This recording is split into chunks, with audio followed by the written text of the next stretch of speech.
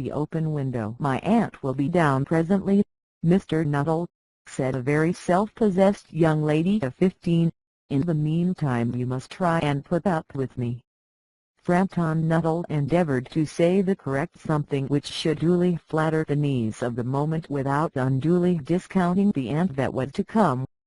Privately he doubted more than ever whether these formal visits on a succession of total strangers would do much towards helping the nerve cure which he was supposed to be undergoing. "I know how it will be," his sister had said when he was preparing to migrate to this rural retreat. "You will bury yourself down there and not speak to a living soul, and your nerves will be worse than ever from moping. I shall just give you letters of introduction to all the people I know there. Some of them, as far as I can remember, were quite nice." Frampton wondered whether Mrs. Sappleton, the lady to whom he was presenting one of the letters of introduction, came into the nice division. "Do you know many of the people round here?" asked Denise, when she judged that they had had sufficient silent communion. "Hardly a soul," said Frampton.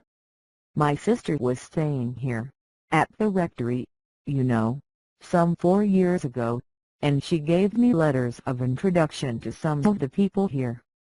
He made the last statement in a tone of distinct regret.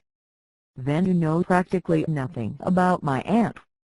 pursued the self-possessed young lady. "Only her name and address," admitted the caller. He was wondering whether Mrs. Sappleton was in the married or widowed state. An undefinable something about the room seemed to suggest masculine habitation. "Her great tragedy happened just 3 years ago," said the child. "That would be since your sister's time." "Her tragedy?" asked Frampton. Somehow in this restful country spot tragedies seemed out of place. "You may wonder why we keep that window wide open on an October afternoon," said Denise, indicating a large French window that opened onto the lawn. "It is quite warm for the time of the year," said Frampton. "But has that window got anything to do with the tragedy?" Out through that window, 3 years ago to a day, her husband and her 2 young brothers went off for their day's shooting. They never came back. In crossing the moor to their favourite snipe shooting ground they were all 3 engulfed in a treacherous piece of bog.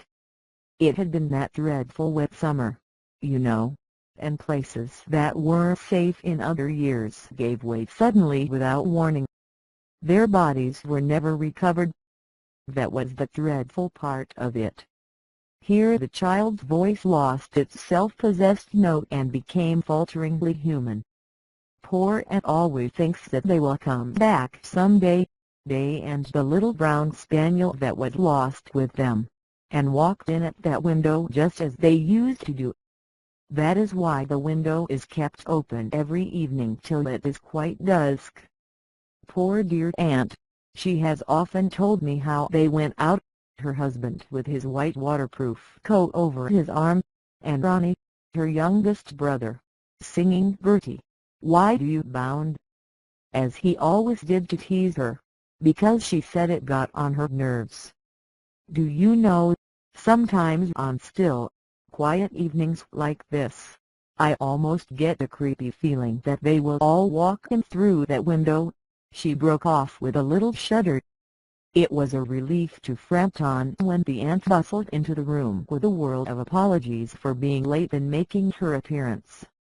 "I hope Dora has been amusing you," she said.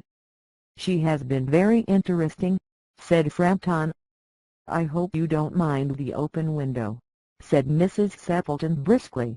"My husband and brothers will be home directly from shooting, and they always come in this way. They've been out for snipe in the marshes to-day, so they'll make a fine mess over my poor carpets. So like you men folk, isn't it?" She rattled on cheerfully about the shooting and the scarcity of birds, and the prospects for duck in the winter. To Frampton it was all purely horrible. He made a desperate but only partially successful effort to turn the talk onto the less ghastly topic. He was conscious that his hostess was giving him only a fragment of her attention, and her eyes were constantly straying past him to the open window and the lawn beyond. It was certainly an unfortunate coincidence that he should have paid his visit on this tragic anniversary. The doctors agree in ordering a complete rest, an absence of mental excitement, and avoidance of anything in the nature of violent physical exercise, announced Frampton, who labored under the tolerably widespread delusion that total strangers and chance acquaintances are hungry for the least detail of one's ailments and infirmities, their cause and cure. On the matter of diet they are not so much in agreement, he continued. No, said Mrs. Sappleton, in a voice which only replaced a yawn at the last moment. Then she suddenly brightened into alert attention, but not to what Frampton was saying. "Here they are at last!" she cried. "Just in time for tea, and don't they look as if they were muddy up to the eyes?" Frampton shivered slightly and turned towards the niece with a look intended to convey sympathetic comprehension. The child was staring out through the open window with dazed horror in her eyes. In a chill shock of nameless fear, Frampton swung round in his seat and looked in the same direction. In the deepening twilight 3 figures were walking across the lawn towards the window. They all carried guns under their arms, and one of them was additionally burdened with a white coat hung over his shoulders. The tired brown spaniel kept close at their heels. Noiselessly they neared the house, and then a hoarse young voice chanted out of the dusk, "I said, Bertie, why do you bound?"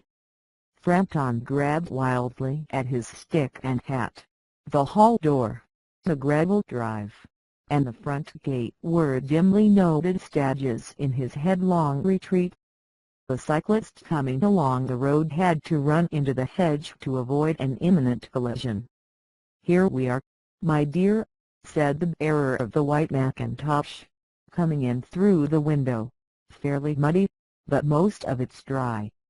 "Who was that who bolted out as we came up?" "The most extraordinary man, a Mr. Nuttall," said Mrs. Sappleton, "could only talk about his illnesses, and dashed off without a word of goodbye or apology when you arrived. One would think he had seen a ghost." "I expect it was a spaniel," said the niece calmly. "He told me he had a horror of dogs.